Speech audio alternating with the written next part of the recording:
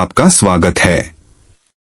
आज मैं आपको भारत के कोने कोने से चुनी हुई कुछ ऐसी रूहानी दास्तानें सुनाने जा रहा हूँ जिन्हें सुनकर आपकी रूह कांप उठेगी।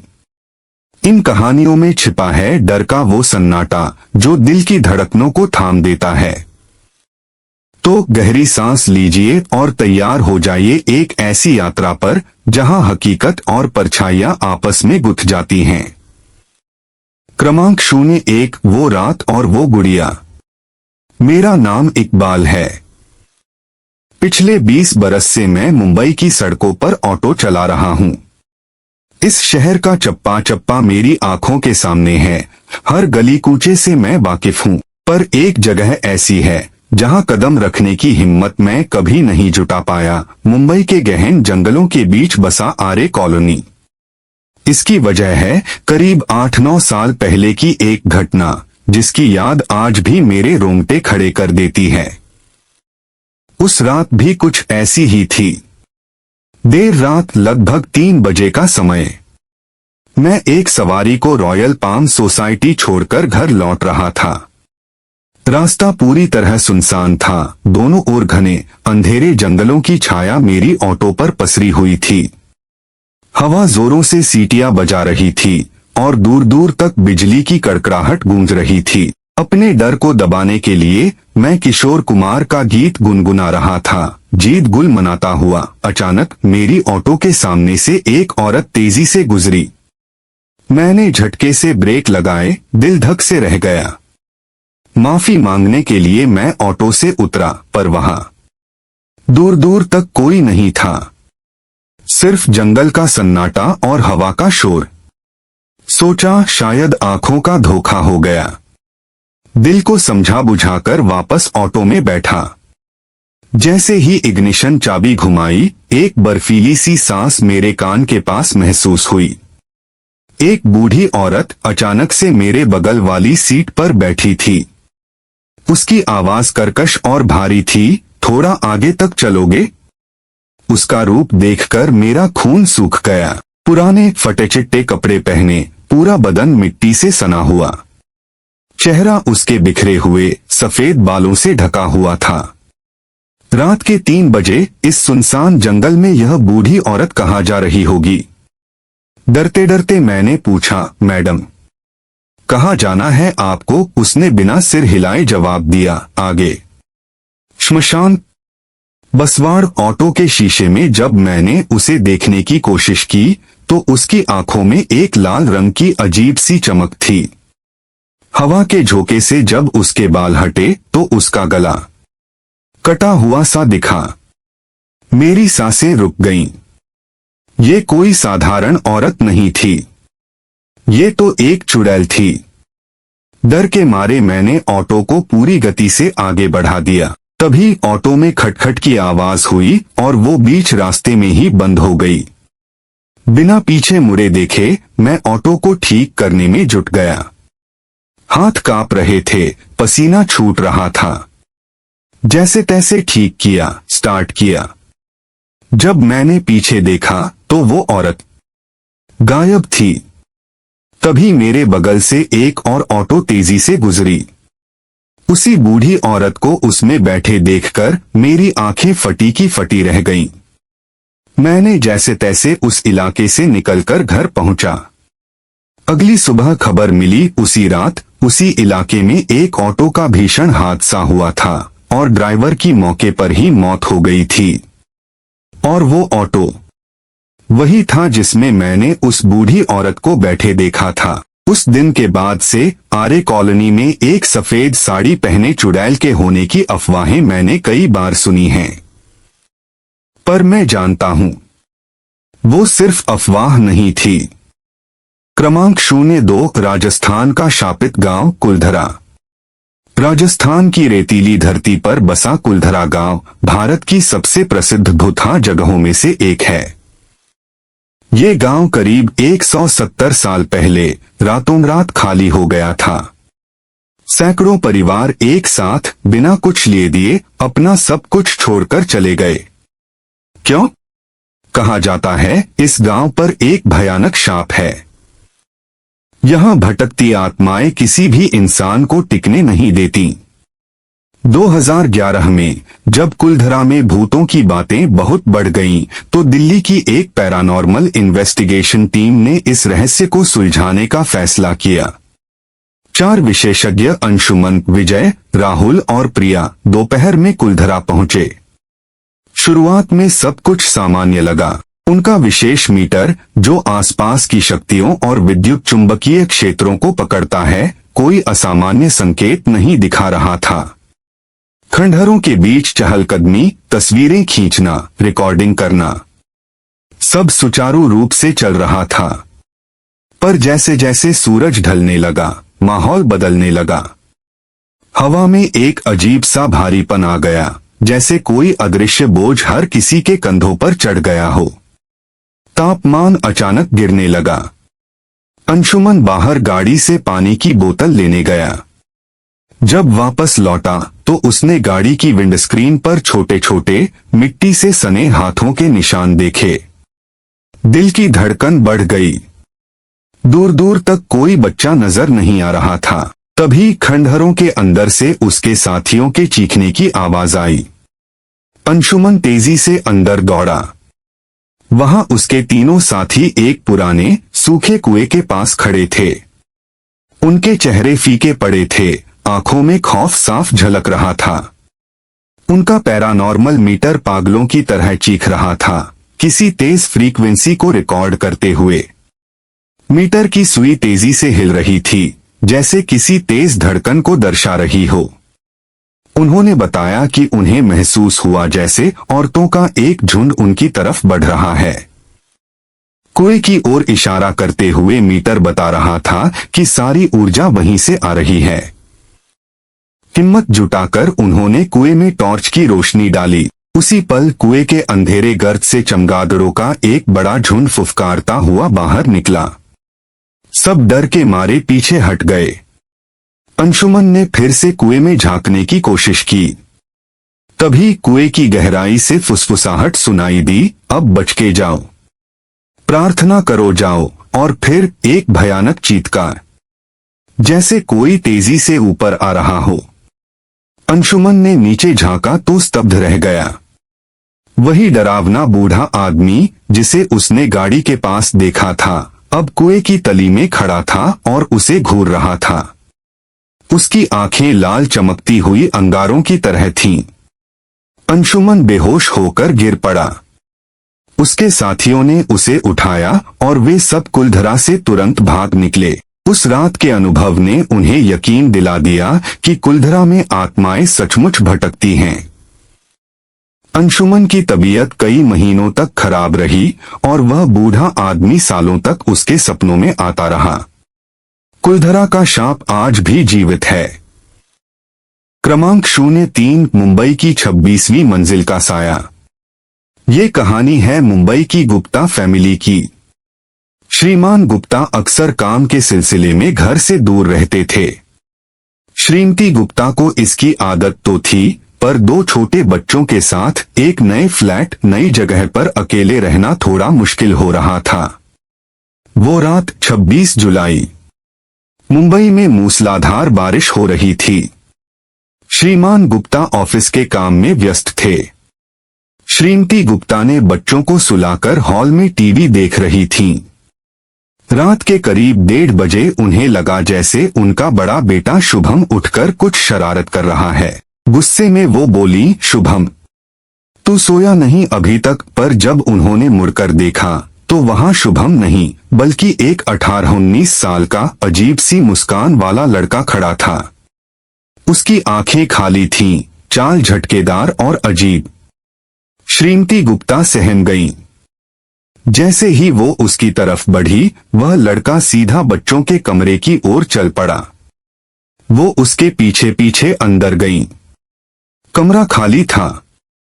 उन्होंने हर कोना छान मारा, कहीं नहीं।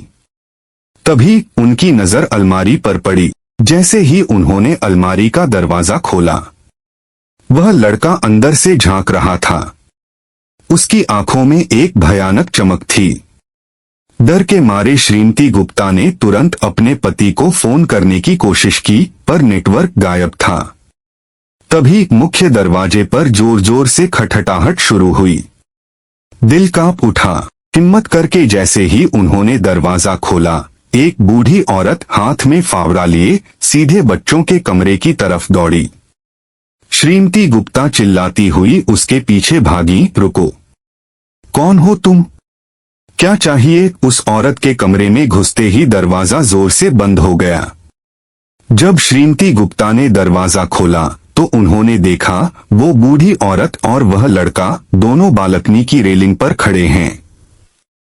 उस औरत ने श्रीमती गुप्ता की तरफ एक भयानक मुस्कान के साथ देखा और फिर उस लड़के का हाथ पकड़कर नीचे कूद गई।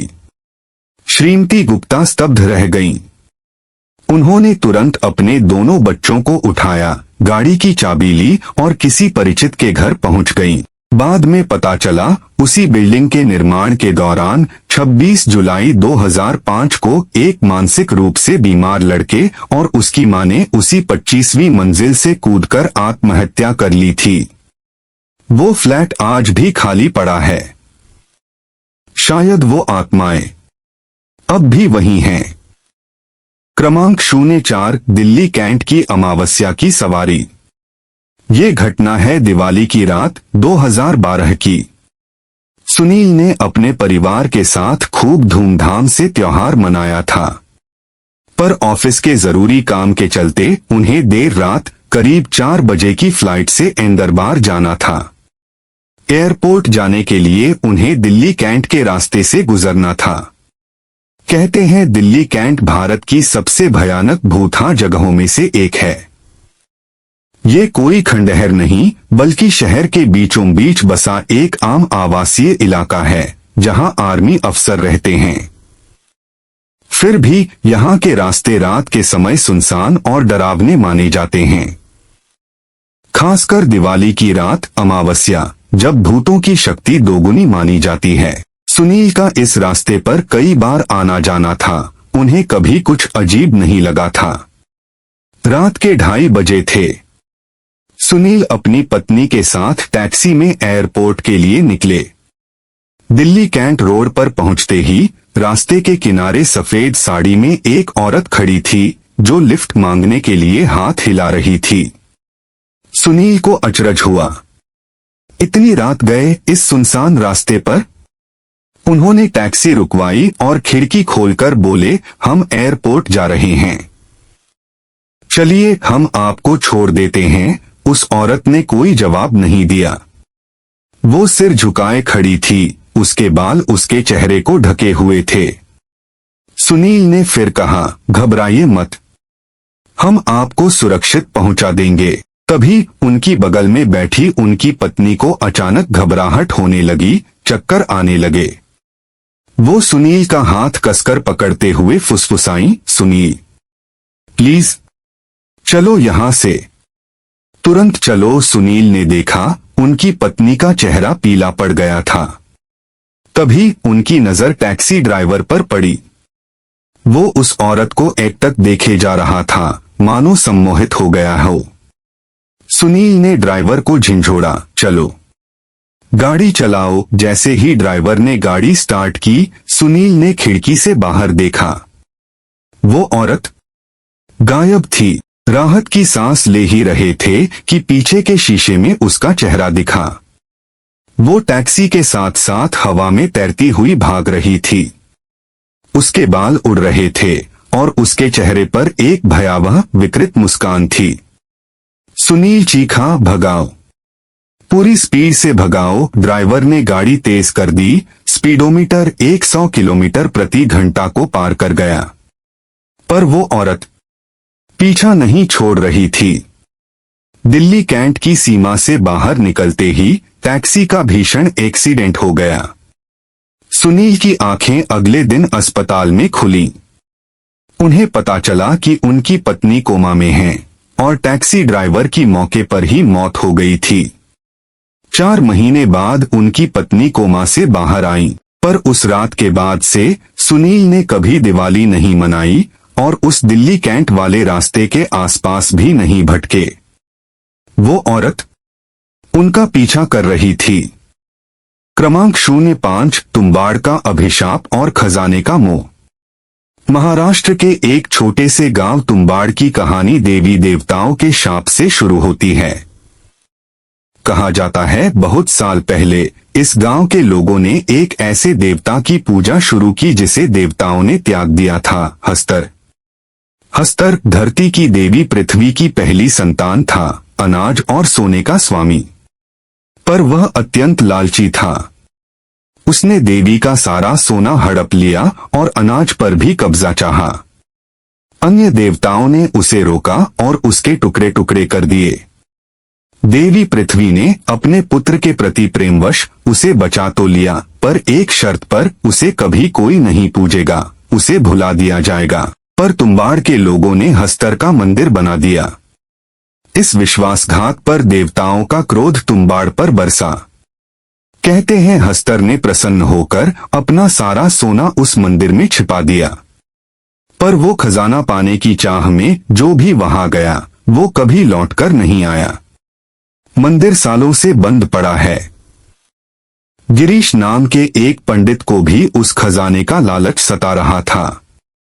उसने हस्तर की घोर पूजा की और मंदिर में जाने का फैसला किया। उस दिन भी जोरदार बारिश हो रही थी। मंदिर के अंदर का अंधेरा सघन था, हवा में सड़े हुए मांस की गंध थी। मशाल की रोशनी में वो आगे बढ़ा। उसका पैर एक हड्डी पर पड़ा। चारों ओर जंगली पेड़ों की जड़ों में फंसे अधमरे लोग पड़े थे। तभी एक जानवर की दहाड़ सुनाई दी। झांक कर देखा तो एक आधा इंसान आधा भेड़िया जैसा प्राणी किसी इंसान के अंग को चबा रहा था। गिरीश सहम गया। तभी उसके पीछे से फुफकार सुनाई दी। वही प्राणी उस पर झपटा। उसे घसीटता हुआ हस्तर की मूर्ति के नीचे ले गया और वहां छोड़ दिया। गिरीश ने जब उठकर देखा तो उसकी आंखें चौंधिया गईं। मूर्ति के नीचे सोने के सिक्कों का विशाल ढेर था। लालच में उसने अपनी पोटली भरनी शुरू कर दी। तभी मंदिर में जोरदार धमधम की आवाज शुरू हुई। पूरा मंदिर हिलने लगा। गिरीश ने देखा हर तरफ से मशाले लिए भूतों की फौज उसकी तरफ बढ़ रही थी। डर के मारे उसने पोटली वहीं छोड़ी और जान बचाकर भागा। बारिश ने उसके शरीर की जलन कुछ कम की, पर गांव वालों ने उसका बहिष्कार कर दिया।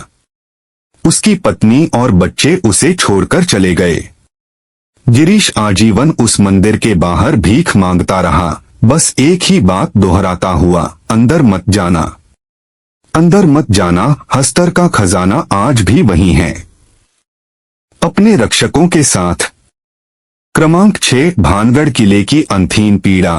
राजस्थान का भानगढ़ किला भारत की सबसे कुख्यात भुता जगह है। यहाँ सूरज ढलने के बाद प्रवेश वर्जित है। कहानी है राजकुमारी रत्नावती की, जिसकी सुंदरता दूर दूर तक मशहूर थी।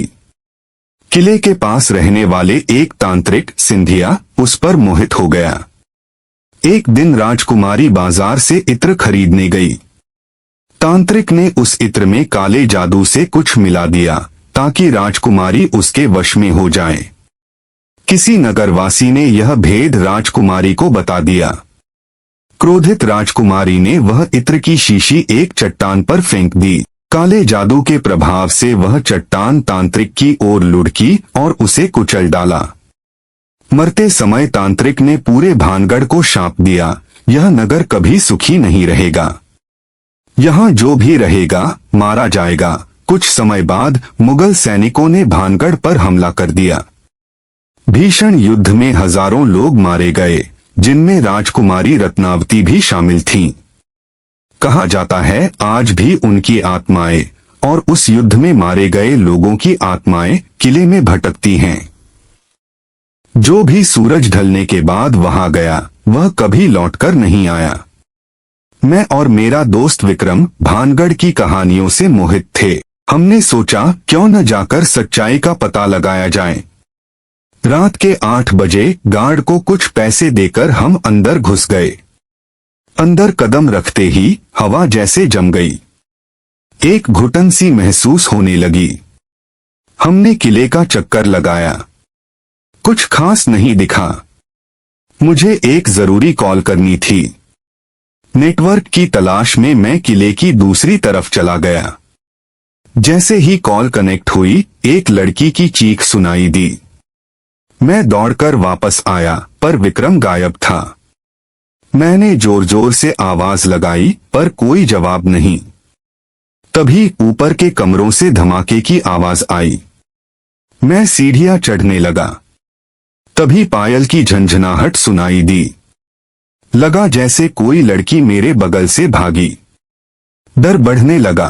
मैंने फिर चिल्लाकर विक्रम को आवाज दी। तभी एक कमरे की खिड़की पर मुझे विक्रम खड़ा दिखा। मैंने राहत की सांस ली। विक्रम, यहां था तू? जल्दी चल यहां से। पर जैसे ही मैंने उसका हाथ पकड़ा, पीछे से विक्रम की असली आवाज सुनाई दी। यहां हूं मैं। मेरा दिल धक से रह गया।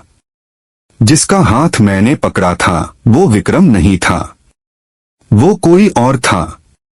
मैंने हाथ छुड़ाया तो उस अदृश्य शक्ति ने मुझे जोर से झिंझोड़ा। मैं और विक्रम जान बचाकर भानगढ़ से भाग निकले।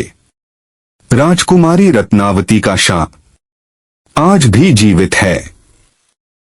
क्रमांक 7 नालेबा का रहस्य। एक पत्रकार वेंकट एक ऐसे शहर की खबर लेने पहुंचा जहां हर घर के दरवाजे पर नालेबा कल आना लिखा हुआ था। उसने एक पुजारी से पूछा तो पता चला शहर में एक लाल साड़ी वाली चुड़ैल घूमती है। रात में वो घर घर जाकर दरवाजा खटखटाती है और अंदर के पुरुष का नाम पुकारती है। कोई भी उसकी मधुर आवाज का विरोध नहीं कर पाता, दरवाजा खोल देता है। वो चुड़ैल उसे अपने वश में करके ले जाती है और मार देती है।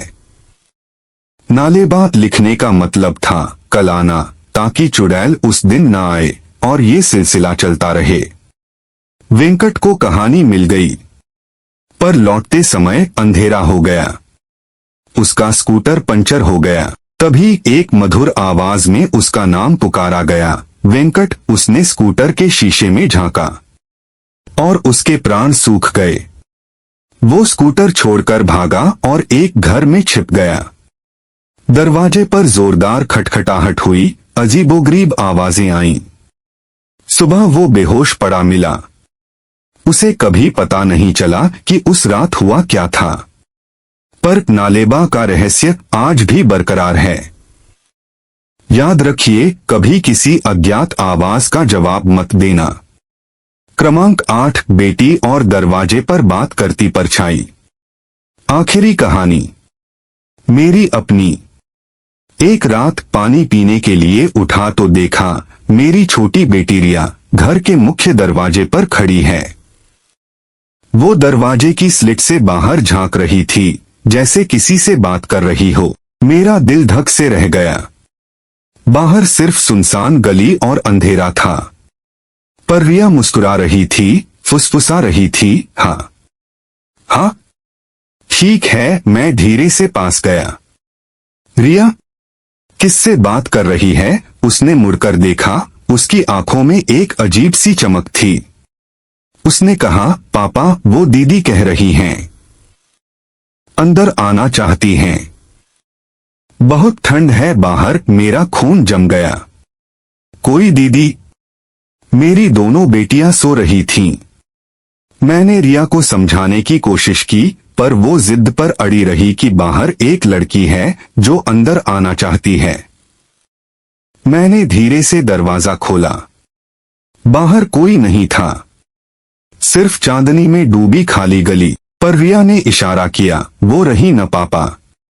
वो पेड़ के पीछे। मैंने कुछ नहीं देखा। उस रात के बाद से रिया अक्सर उस दरवाजे पर खड़ी हो जाती है। कभी कभी रात में मुझे भी दरवाजे पर सरकने की आहट सुनाई देती है। कौन है वो? क्या चाहती है वो हमसे? शायद कभी पता चले। ये थी भारत के कोने कोने से चुनी हुई कुछ सच्ची और डरावनी कहानियां, जो याद दिलाती हैं कि कुछ सीमाएं मनुष्य और अदृश्य के बीच बहुत पतली होती हैं।